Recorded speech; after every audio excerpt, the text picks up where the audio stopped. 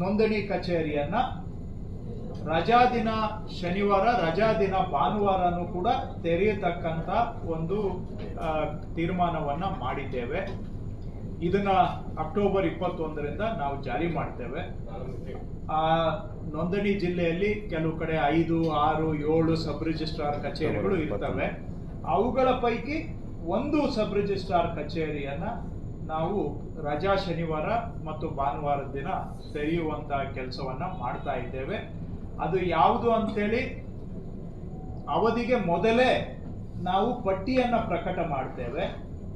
ಜನ ನೋಂದಣಿಗೆ ಅರ್ಜಿ ಹಾಕಿದಾಗ ಯಾವುದು ಶನಿವಾರ ಭಾನುವಾರ ತೆರೆದಿರುತ್ತೆ ಅನ್ನುವಂಥ ಮಾಹಿತಿಯನ್ನ ಅವರಿಗೆ ಆನ್ಲೈನ್ ಅಲ್ಲಿ ಅಲ್ಲೇ ಕೊಡ್ತೇವೆ. ಅವರು ನಮಗೆ ಆನ್ಲೈನ್ ಅಲ್ಲೇ ಅಪ್ಲೈ ಮಾಡ್ತಾರೆ. ನೋಂದಣಿಗೆ ಅಪ್ಲೈ ಮಾಡಿದಾಗ ಇಂಥ ಕಚೇರಿ ಶನಿವಾರ ಭಾನುವಾರ ತೆರೆದಿರುತ್ತೆ ಅನ್ನುವಂಥ ಮಾಹಿತಿ